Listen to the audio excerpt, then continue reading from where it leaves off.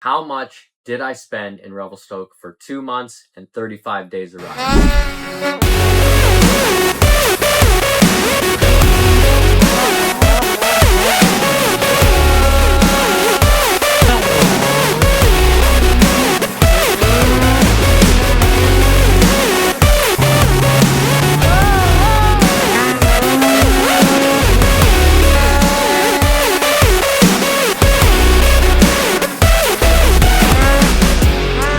What's up, guys? Today's video is going to be how much I spent in the last 2 months from November 23rd to January 23rd on snowmobiling. I've rode a total of 35 days and I have went back and forth to my home, which is 6 hours away, 4 times. One long break for Christmas and a couple other trips here and there. I actually just got back from one, so figured I would add up all my money that I've spent in 2 months so far, since I got a little bit of an earlier season start. Figured I'd show you guys what I spent so far. And I figured this kind of video would be more interesting than just me answering kind of some random questions that I can do throughout my YouTube videos as I go throughout the season. The totals that we're going to be adding up today is sled parts, sled fuel, truck fuel. We got fast food, groceries, and accommodations. So we're going to add all those up and see what the final cost is, and I'll kind of just break down kind of what I remember buying, at least in my head, and what kind of went wrong. I mean, if you follow along the videos, you kind of know, but we're going to start off with sled parts first. Remember to watch to the end to see what the result is, but don't forget to help me out in the time being by going down in the description, becoming a member so that you can, 1, watch videos early, and 2, get entered into monthly giveaways. This month's giveaway is a set of backwoods big wheels, so go down, get entered for that. I also just launched a website for my merchandise, so check that out as well. Get yourself some t-shirts, hoodies, toques, stuff like that. Go down into the description, all that stuff's down there. Also got some other codes that can save you some money. But let's get into this. We got sled parts first up on the list. Have blown about 4 belts. That's on my Polaris and my Ski-Doo, so that has not helped the case, but that was also, my Ski-Doo has like 3,000 kilometers on it, so I kind of switch-swapped belts, and now both of them blew up, so now I have 2 new belts for this season. And then the Polaris is it just blew 2 belts. I don't know why, but so that's honestly most of the cost right there. Belts are really expensive. They're about $300 a piece. And then I also bought some carbides and stuff like that. I went through 2 sets set on both sleds, so that's not very fun. But yeah, Stoke Mountain Adventures, most of this money went to them, so shout out to them, I guess. The total for sled parts was $3,066. So I was actually surprised by that one myself. I didn't think I spent that much money on my sleds. Just parts like oil, that's including oil and stuff like that too.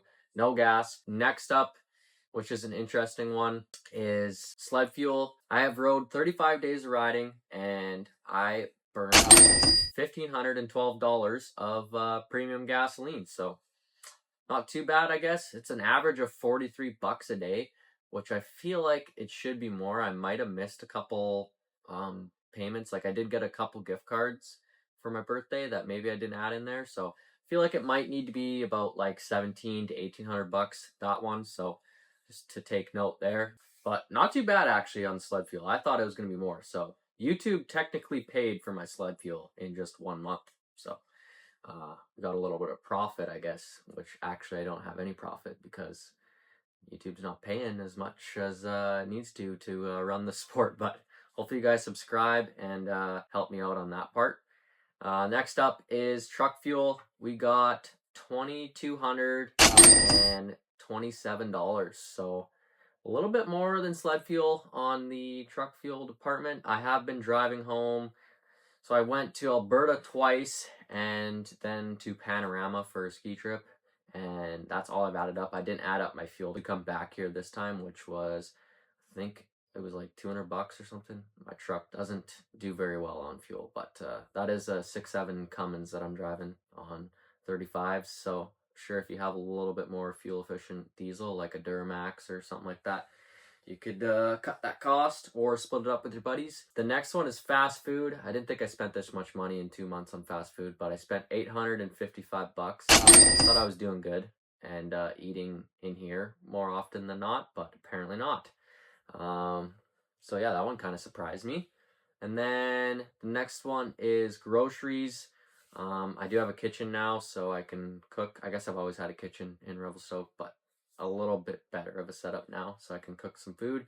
I spent about $744 on groceries. So yeah, that's a lot of food. We'll put the total up here on just food alone. But I know I've done this video a couple times and people don't want me to add up food because you have to eat anyways, but living in Revelstoke, it's more expensive to eat here than it is to eat at home because the prices are actually quite a bit different to buy groceries here rather than home. Like they gouge you on the prices here, so it's like a tourist town.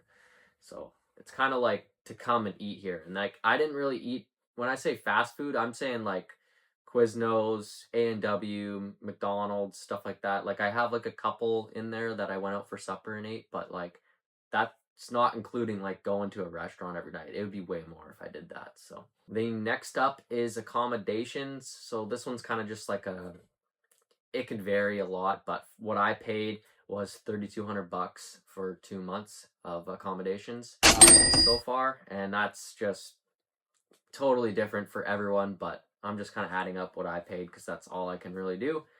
So the grand total that I've spent this year already from November 23rd to January 23rd is $11,620. I'm going to call that 4 trips to Revelstoke and 35 days of riding on the snow, $11,620. So that's not including like my sleds that I bought.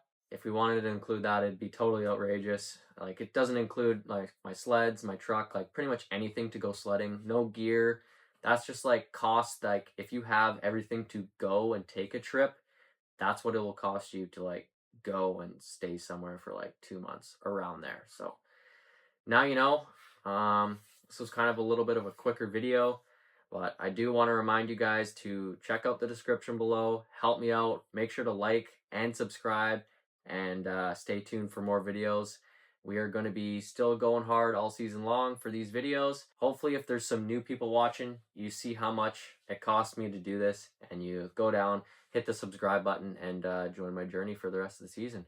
We're going to get up to some rowdy stuff, hopefully. The snow conditions in Revelstoke as of right now, January 20th, I don't think they're very good. I just got back from a 4-day trip, but I've had a couple buddies riding here and it's not looking too good. It's a pretty hard pack. We did just get a little bit of fresh snow last night, so stay tuned for the next video to see how the snow conditions are. Yeah, that's all I got for you today. It was just a quick add up. I could maybe add up how much I've made off of YouTube, but I pretty much know off the top of my head it's about $2,000 to $2,400 is what I've made off of YouTube in those 2 months. So doesn't cover the cost of coming out here whatsoever. So I need some more followers. I need some more views to make this thing a full-time job.